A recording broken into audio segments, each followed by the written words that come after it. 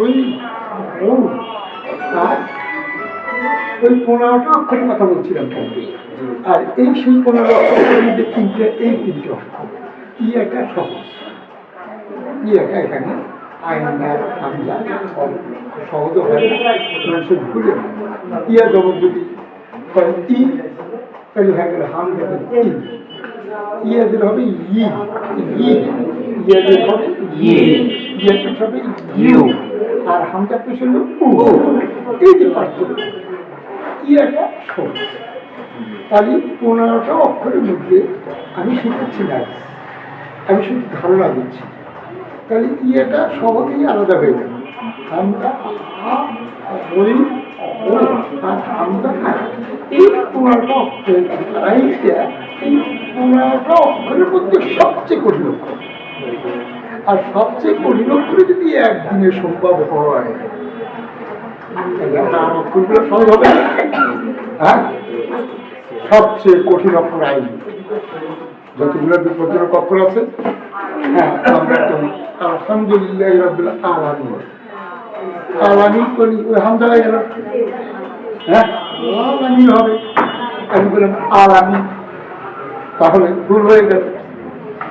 এমনি সবচেয়ে কঠিন আমি বলেছি 4টে সাবজেক্টের কথা বলেছি, যে কেউ যদি আমার এই বৈজ্ঞানিক পদ্ধতির পাকা দক্ষ শিক্ষক হতে চায়,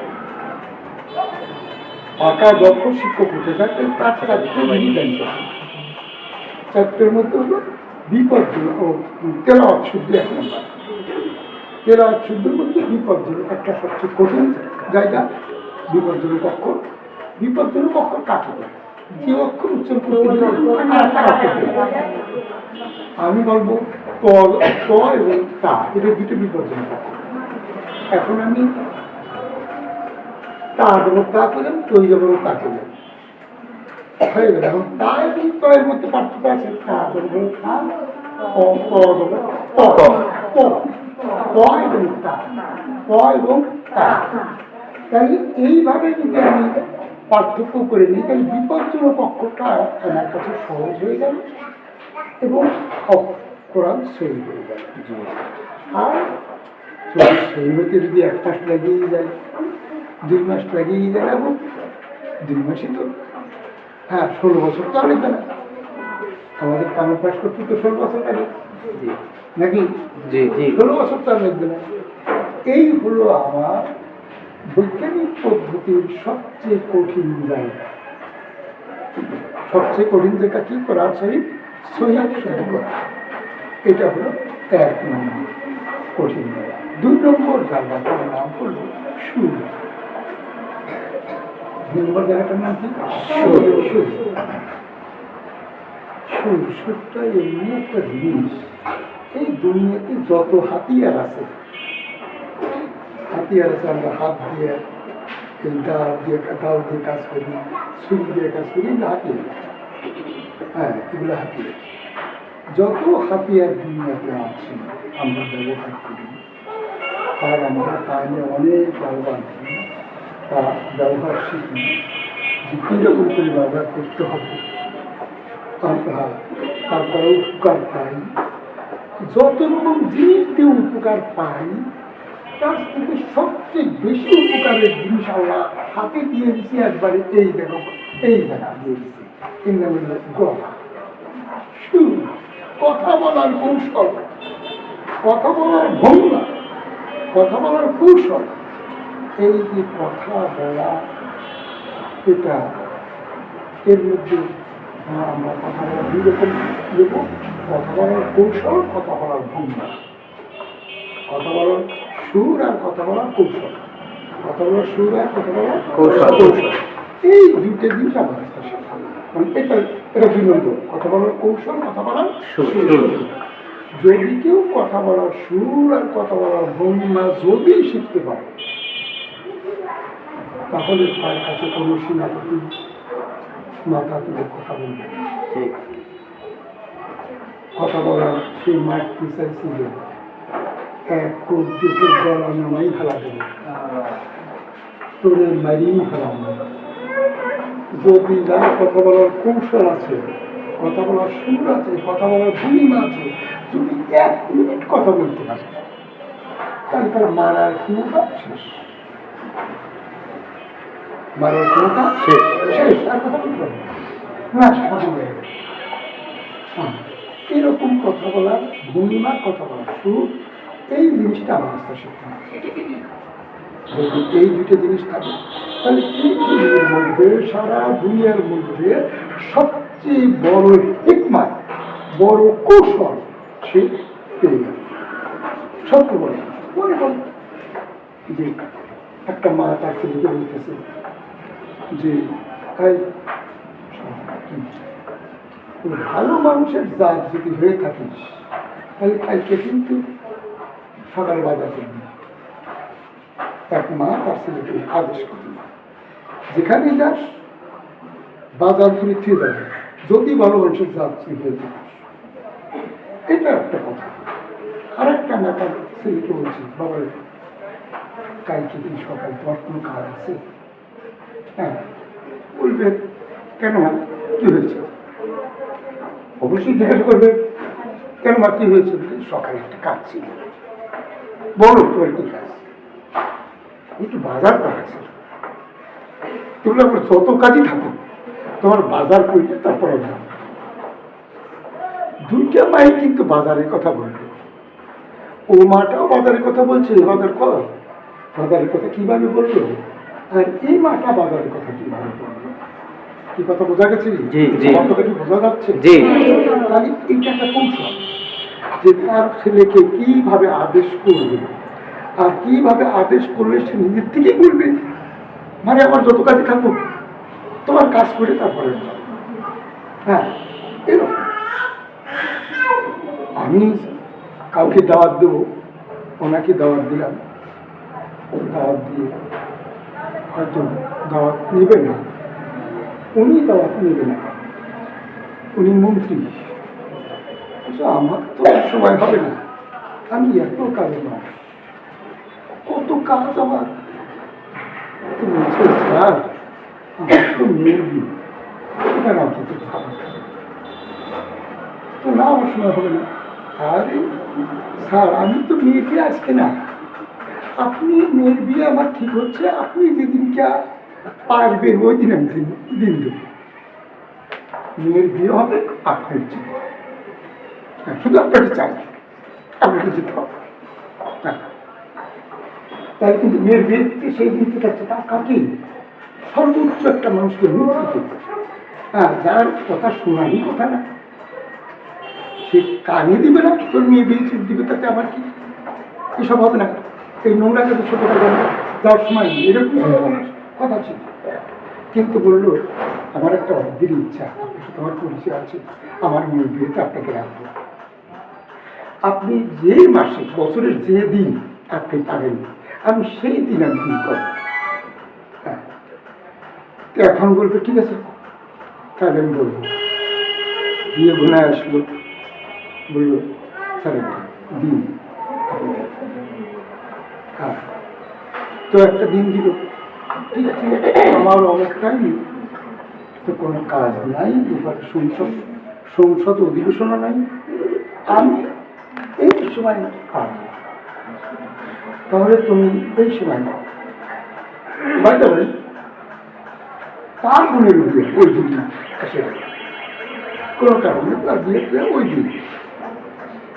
এই অবস্থায় যদি ওই দিনও হয় তার বোনের বিয়ে, তবু তার বোনের বিয়ে ফিয়াতে ওই বিয়েতে যাতে, কারণ এই বিয়েটা তাকে গুরুত্ব দেওয়া হয়েছে, তাকে মূল্য দেওয়া হয়েছে যে আপনাকে আমার মেয়ের বিয়েটা হবে না। তার এই যে গুরুত্ব দেওয়ার টেকনিক আমি শিখলাম, যাকে আমি চাই আমি তাকে আমি যে কোনো কলা মানে মুখের পাওয়া এত বেশি যে কথা বলার ভঙ্গিমার কারণে একটা মন্ত্রীকেও বিয়ে বাড়িতে নিয়ে যাওয়া সম্ভব। কথা বোঝা যাচ্ছে? আমি সেই কৌশলের কথা বলছি, কথা বলার কৌশল আমাদের কাছে আছে, সেই কৌশলটা শিখতে হবে। এই কৌশলটা শিখা আমার কাছে খুব সোজা। একটা ছন্দে অর্ধেকের বেশি শিখে দিতে পারি। একটা ছন্দ বলবো, ছন্দে অর্ধেকের বেশি শিক্ষা দেব, কিন্তু কখনোই আমার কোনো কথা মানা ও শোনা, যা বলবো কোনো কাজ হবে না একটা পয়েন্ট ছাড়া। আমার কথাকে মানবে, মান্য করবে। যদি কেউ বলে আপনার কথা আমি মানব, তবে তার পক্ষে কাকেই কেবল এই সব টেকনিক দেওয়া সম্ভব। কাকে টেকনিক দেওয়া সম্ভব? যে কথা মানবে। যদি বলে আপনার কথা মানবে, বলে কি করতে হবে, তাহলে তাকে টেকনিক দিয়ে বলে দিতে হবে। এমনকি এক টেকনিকে এক ছন্দে অর্ধেক শেষ, এক ছন্দে অর্ধেক শেষ। যেমন জি হিংসা রোগ ছন্দ বুঝতে পারছি, গলায় সমস্যা।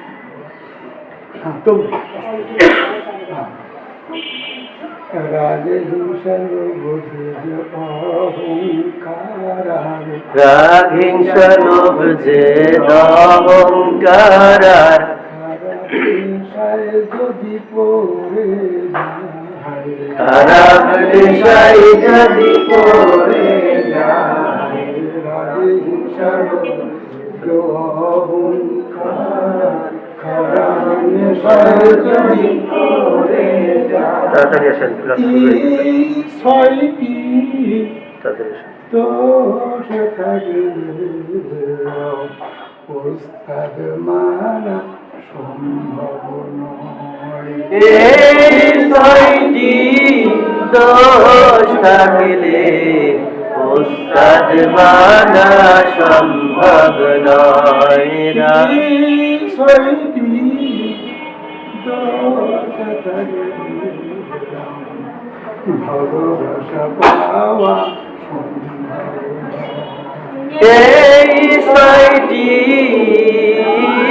দোষ থাকলে ভালোবাসা পাওয়া সম্ভব নয়। ছয়টি দোষ থাকলে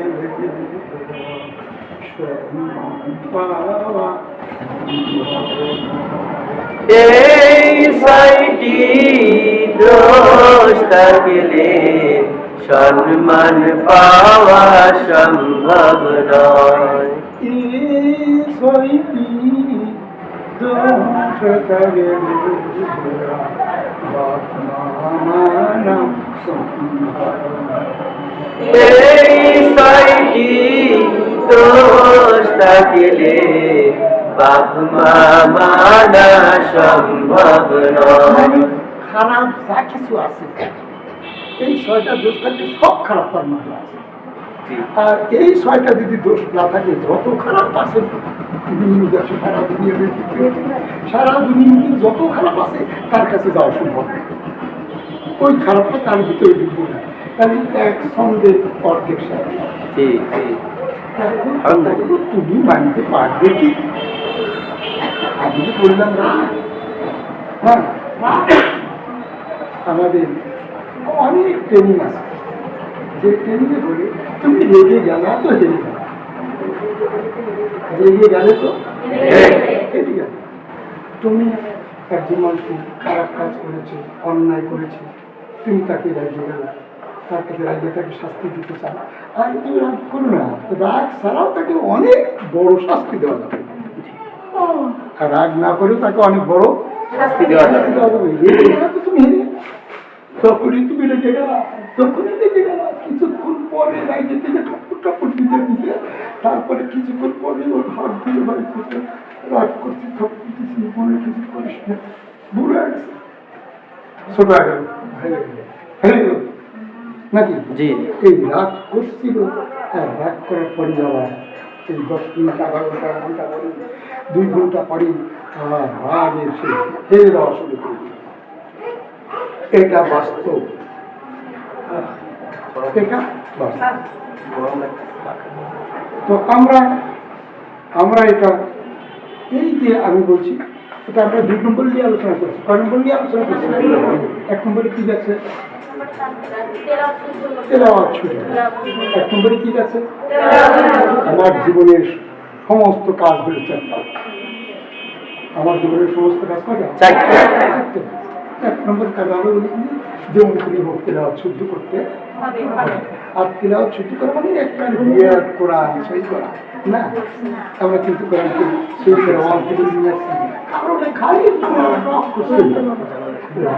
আলহামদুলিল্লাহ পিছলু ওটা তুমি জানো না, তুমি কোরআন পড়ো আর না করো এটা তুমি বলতে পারো কি যে ব্যক্তি মূর্খ মানুষ যার কোনোদিন কর্ম করে নাই তাও লাই কয়লাম লি কয়লাম বেশ লুক কয় তার ভুল হয় না।